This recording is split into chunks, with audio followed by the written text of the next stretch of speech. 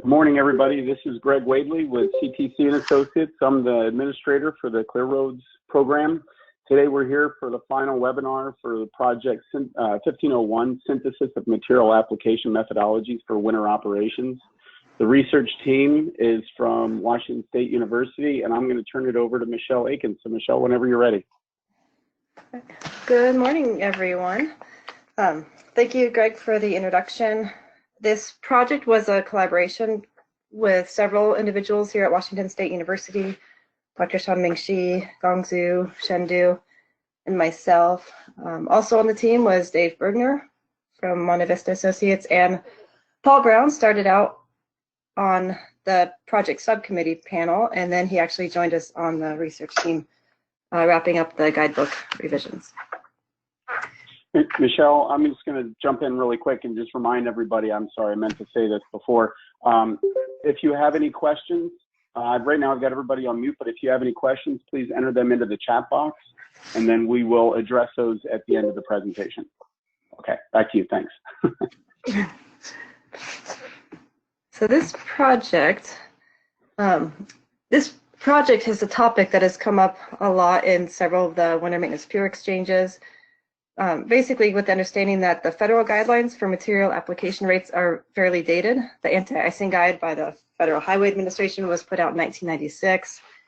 NCHRP report 526, snow and ice guidelines for snow and ice control, was often referenced and used by agencies, but it has a publication date of 2004. And we understand that there's significant practical experience that has been gained by the winter maintenance community for many decades, and there's been a desire to update these guidelines as a function of road weather scenarios. The materials of most concern are chloride brines, with rock salt and abrasives being of particular interest. The approach to this project followed the pretty standard outline of tasks, from starting with a literature review, interview plans like developing the questions and going through the main contacts of interest, conducting the interviews, and then we spent some time developing a guidebook. It's a handbook type of publication meant to provide succinct information on material application methodologies. And the project will be wrapping up with a final report and then this final presentation. So the literature focused on several aspects of material application methodologies, including materials used, primarily rock salt, abrasive, salt brine, and liquid mag and liquid calcium-based products were of most interest. The application strategies that we considered are anti-icing, de-icing, sanding, and pre-wetting practices. We came across many factors that affect material application, anywhere from level of service, pavement temperatures, type of precipitation, material cost and availability, as well as corrosion impacts and environmental impacts of materials. The application rates that we wanted to be able to report on, we collected from many state DOTs, and we tried to synthesize those to provide reasonable application rates, considering nationwide ranges of snowfall and pavement temperatures. The application equipment, we looked at solid and liquid spreaders, as well as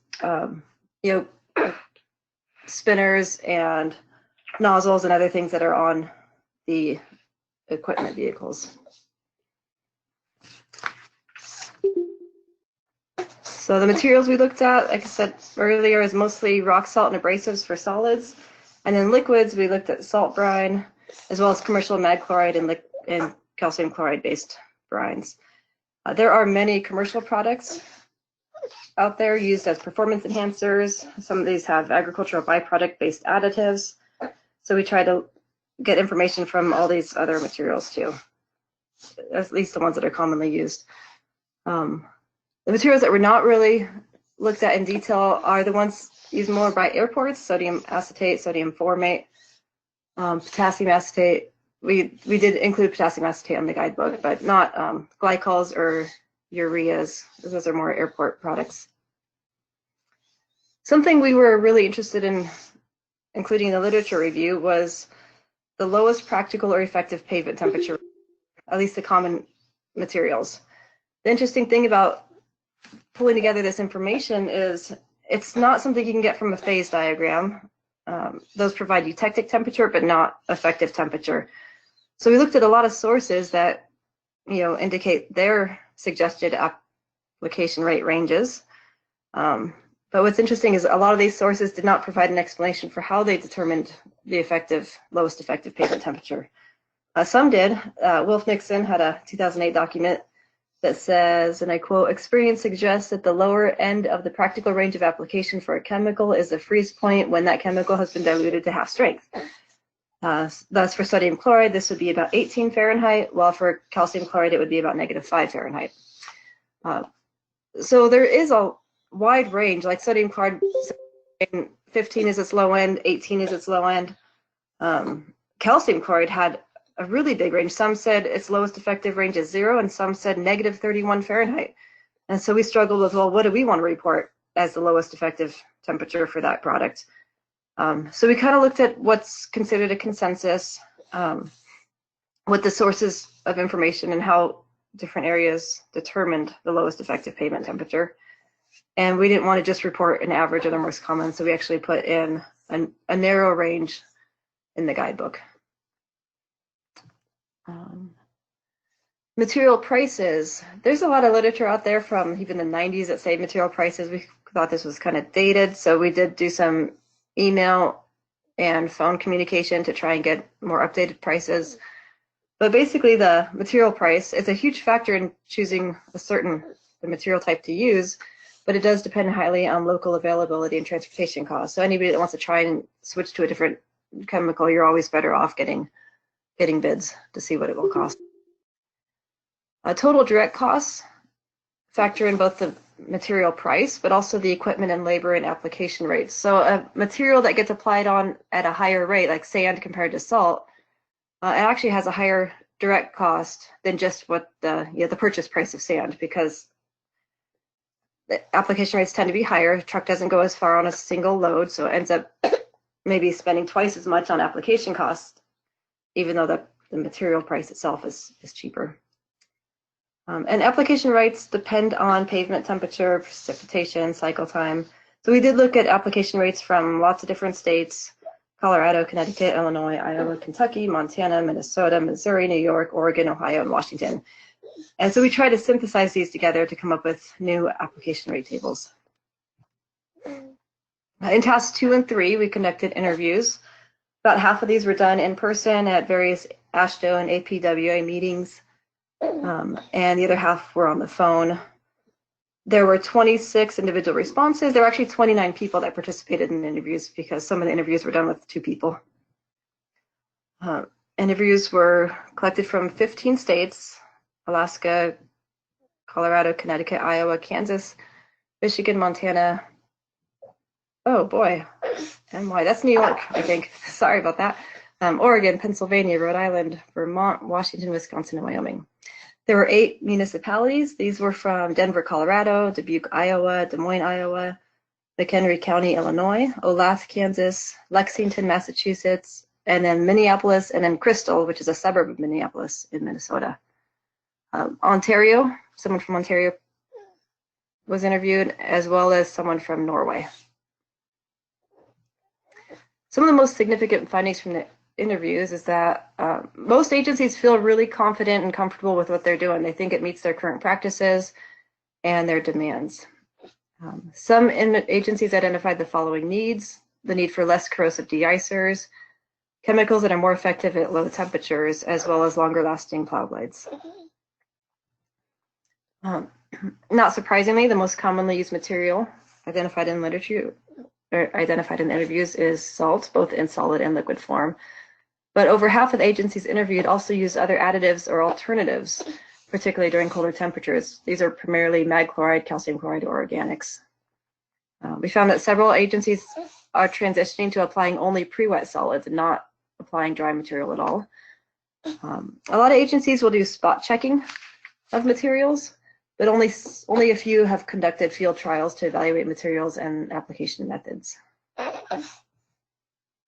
Major changes we heard a lot over the last 10 years is that efficiency of salt application has been improved, shifting from solids to liquids, as well as shifting from abrasives to chemical priority. I don't think anybody on this call will be surprised by any of those. Lower temperature chemicals are also being used, and then some components on equipment. People are using stainless steel or other materials. The task 4 of this project was to develop a guidebook. It was revised. It was through several iterations, and we're near the final version right now. Intended to provide information that is clear and concise. It's to aid superintendents and supervisors in determining the most sustainable and effective material types, application timing, methods, and rates for the particular snow and ice conditions they encounter. The purpose of the guidebook is to provide best practices of material and their applications. There's 10 chapters, starting with an introduction and ending with new technology. I didn't want to go through the guidebook page by page in this. It's 55 pages, but I will show some shots of individual pages. The guidebook will be on ClearRoad's website, and I encourage everyone to use it and then hand it out to their districts and areas. Chapter 1 begins with a general introduction, but we get right into level of service. There's many considerations when choosing the type and amount of materials to use, but level of service was considered the most important during the interviews.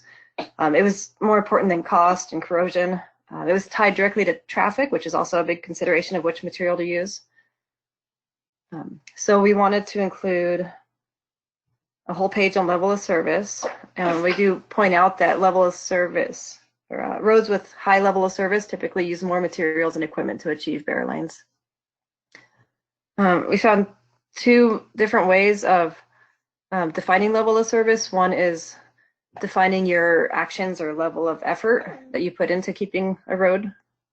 Then the more preferred option is actually define results, or your target pavement conditions for different routes. But that's a little harder. Sometimes it's just easier to tell people what you're going to do. The second chapter is all about weather effects and road weather.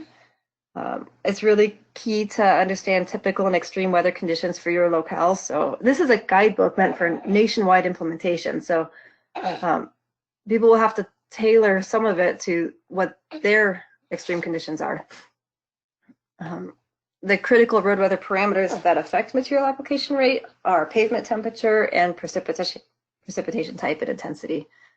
Pavement temperature can be different than air temperature, and so it's important to be able to measure that and know what that is, and determining what material to use and how much to put on.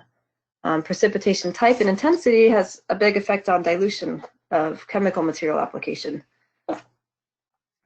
So it's also important to understand forecast and actual snowfall rates.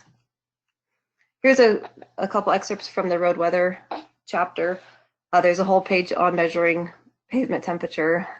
Different products are shown in pictures and some of the reasons for measuring pavement temperature. Chapter 3 is about materials, and this is a pretty big chapter. I'm going to show a few excerpts, but again, there's good information on every page in the guidebook. We cover solid salt, abrasives, and sand. We mentioned calcium magnesium acetate as well, even though it's not used nearly as much as salt. The deicing liquids we include are salt brine, calcium chloride brine, magnesium chloride brine, and potassium acetate. Again, there are other liquids out there. We mentioned we have a whole section on organics or agricultural byproducts. These are typically blended with salt brine. We also mentioned pre-wetted salt versus pre-wet abrasives versus dry application of these materials. What we do not include is sodium formate, sodium acetate, glycols. These are more used on airports. They didn't seem appropriate for a guide related to highway applications. So here's a few pages on solid materials. The abrasive section goes on. There's a few more bullets on the next page.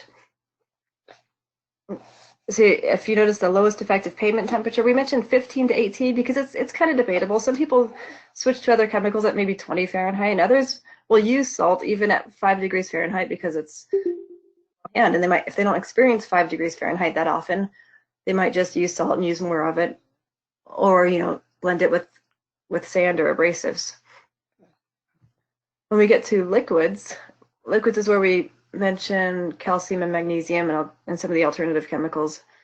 But But again, some of the liquids are not used at cold temperatures either, except as a pre-wetting agent. Pre-wetted and pre-treated solids are also shown. Pre-wetting at the spinner is the most common, but we also show that there are ways to treat stockpiles of material. Pre-wetting abrasive serves a different purpose than pre-wetting salt. Pre-wetting salt is done to reduce bounce and scatter, speed activation, and also to improve the performance of salt at lower temperatures. With pre-wet abrasives, you're just trying to coat the sand just enough to get it to stick and embed onto the road surface or onto the snow and ice surface.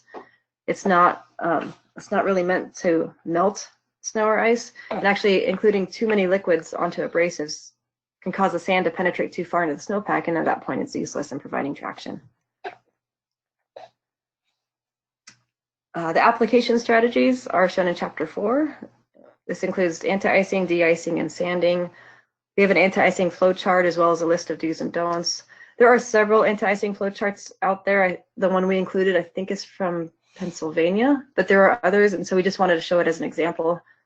In this chapter, we encourage the use of pre-wetted materials for all strategies. We also mentioned distributed or broadcast application versus windrow application. So here's an image of the first page of Chapter 4, as well as the next page, which talks about anti-icing, and then other pages talk about de-icing and pre-wetting. Chapter 5 shows application rates. We created 4 tables for light, moderate, and heavy snow, as well as freezing rain. Our cutoff values for light, moderate, and heavy were less than an inch, 1 to 2 inches, and more than 2 inches. And these are things that need to be taken into consideration at local regions. Some areas might say heavy snow for them is 4 inches per hour, or other areas only get light snow and they don't even get heavy snow at 2 inches an hour, and heavy to them might be over an inch an hour. So these tables should be used by looking at what we say the snowfall rate is and the pavement temperature. We have application rates for the most common liquids, sodium, mag, and calcium brines. And there's different rates for dry versus pre-wet salt. What's not indicated is the liquid used for pre-wetting salt. And so that's something that actually needs to be figured out with additional research. What is the most appropriate application rate if you're using an alternative liquid at lower temperatures versus salt brine to pre-wet salt? The rates do vary with pavement temperature and precipitation, but level of service is a big factor in whether to use the low end or the high end of the rates. The rates shown on the tables are as low as 20 gallons per lane mile for anti-icing at some temperatures, and as high as 90 gallons per lane mile. For solid salt, it starts as low as 100 pounds per lane mile and goes up to 500 pounds per lane mile, depending on storm type and pavement temperature. So the key to using these tables is realizing that they're just starting points and that rates have to be worked out. And they've worked for others, but they have to be worked out based on local conditions and priorities. We determine these rates by looking at rates from many other states and synthesizing together. I had a big spreadsheet looking at different pavement temperature and snowfall rates and what rates are used by different areas. Sorry, that's my baby. I have a 3-month-old that I'm trying to take care of right now because WSU declared a snow day. So this is the table 1. This is for the light snow application. See, there is a range within each of these scenarios of pavement temperature and type of product. The dry pavement condition is shown in the gray cells. And so rates with snow cover tend to be a little higher than if there's dry. We also don't recommend any dry products be applied to dry roads. And at this point, in this condition, we top out at 250 pounds per lane mile. And then as we proceed to a heavy snow application table, this goes up to 500 pounds per lane mile. Okay. Equipment is a 6th chapter in the guidebook. We have pictures of equipment for solid and liquid and pre-wet material application. There's blurbs in there about broadcast versus window application. There's pictures of spinners, chutes, and conveyors, but Clear Roads did a project a few years ago that developed a catalog of spreaders, and so we do reference this for more information about spreaders. These are the first 2 pages of that chapter. Talks about broadcast spreading, and it shows a V-box spreader. Other ones are tailgates, and there's other pictures in there. Chapter 7 is about maintenance and calibration. We have a list of basic maintenance that should be conducted both pre-season and during the season.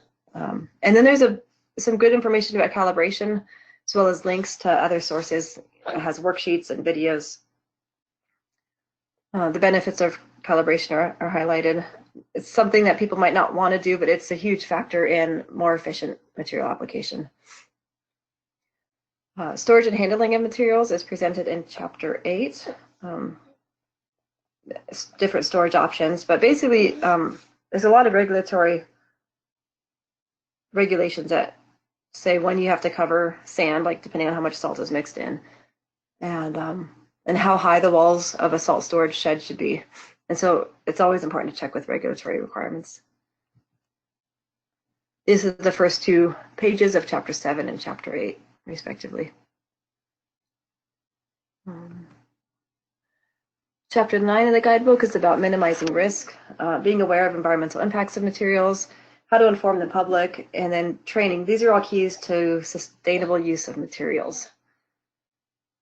New technology is presented in Chapter 10. These include pavement temperature sensors. So some of these are widely implemented already, such as pavement temperature sensors. AVL, a lot of states are using AVL now to track both material application quantities. Sophisticated spreader controls, friction sensors. A lot of states are using some optical friction sensors, both on RWIS towers or on plow trucks. Salinity sensors are expected to hit the market. They're still in development, but they could be a big factor in future material use, being able to measure how much residual salt might be on the road and adjusting any reapplication based on that information. So here's an image of the first 2 pages of each of those chapters. Throughout the guidebook, there are 1-page operator handouts, we call them. Real succinct, basic information on road weather, why to measure pavement temperature, where to get forecast information, general information about liquids versus solids versus pre-wetting. The strategies has anti-icing do's and don'ts, as well as information about pre-wetting, de-icing, sanding. And then there's the handout for calibration, talks about how to do it and why, and provides links to additional information. The final report is the last task of the project, and this includes the more detailed literature review as well as more detailed findings from the interviews. We also have recommendations for future work, such as how enhanced or agro-blended brines are used. How to properly blend them and the resulting effective temperature range. This is all things that might exist. Some manufacturers have their recommendations for using some alternative materials, but I think it's something that needs to be done in a more systematic method, as well as identifying any storage and handling issues such as mixing requirements or chemical incompatibilities, degradation during storage. Pre-wetting is interesting. A lot of people are doing alternative materials, at lower temperatures, 5, 10, 15 degrees. Even though when you pre-wet salt, it's still mostly sodium chloride, chemically speaking. So the most effective use of alternatives at lower temperatures and really how well they work should be studied. Also, the use of salt in combination with abrasives. Some areas are still doing 50-50 blends of salt sand. This is not really a good idea unless the application rates are really kept in check. Otherwise, you're just adding too much sand to your salt. You're ruining your salt or you're ruining your sand. The salt can cause the sand to melt too far below the snowpack. Particle size is something that hasn't really been studied in a systematic method. And particle size of both the salt and the sand has a huge effect on performance. And yet it's hard to know we know that anecdotally, but there's not a good source of information out there for its very specific cause and effect. So that should be studied too. The references on these 2 pages are the sources of information for the lowest effective pavement temperature for different products.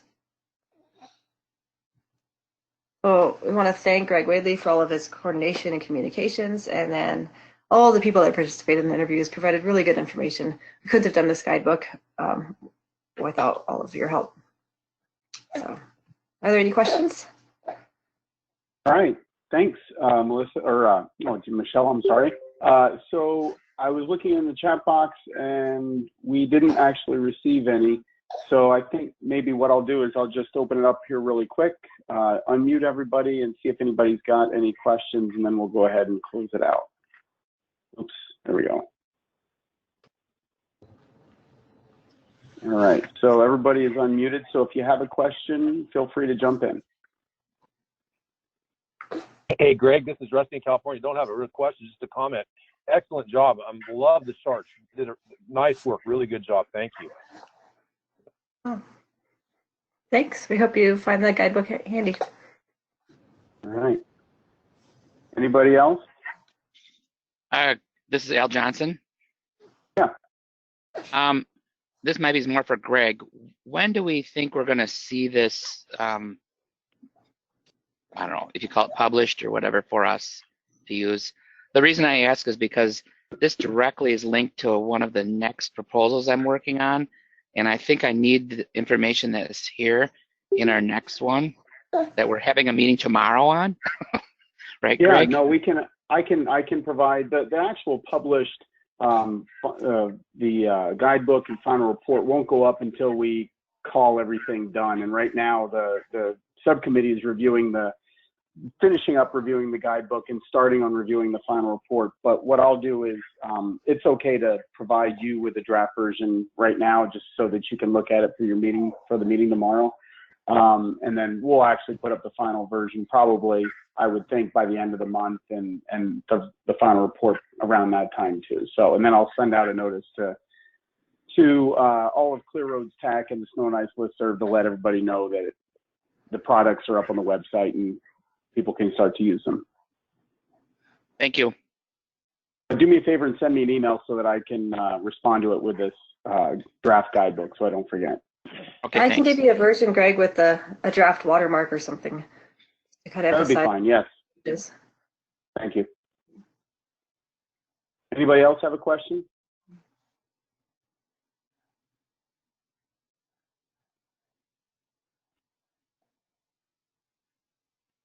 All right, well, thank you, everybody. Like I said, oh, go ahead. Hey, Greg, this is John Castro. Just got one question. Right.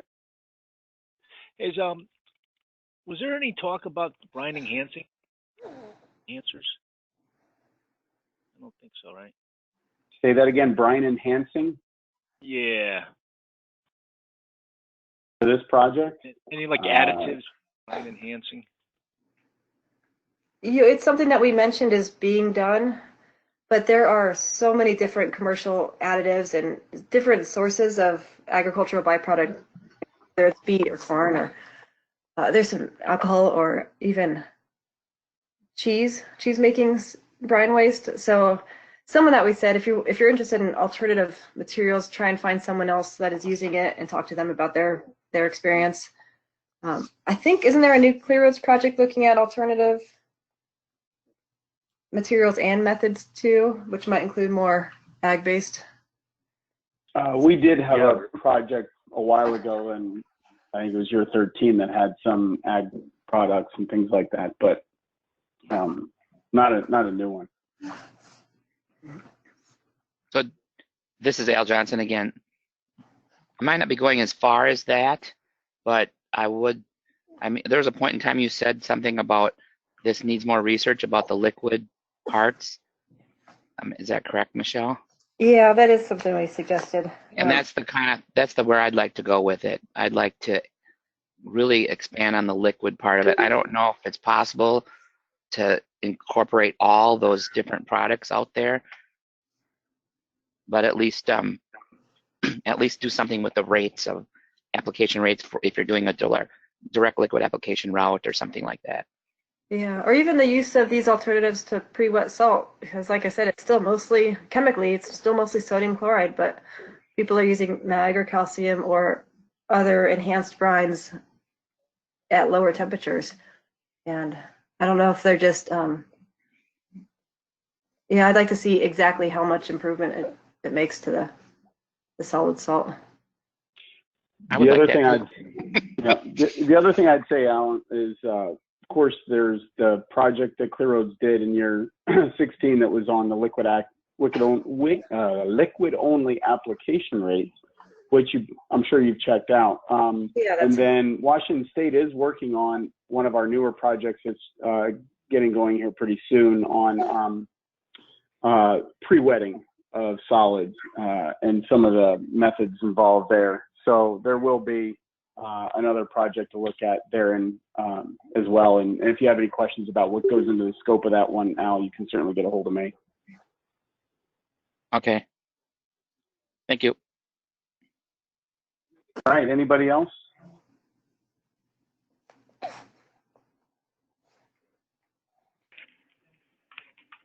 All right, hearing nothing, I want to thank everybody for your time. And like I said, we'll get this posted up on the website real soon and you can visit it at your leisure. Everyone have a great rest of your day and take care and stay warm.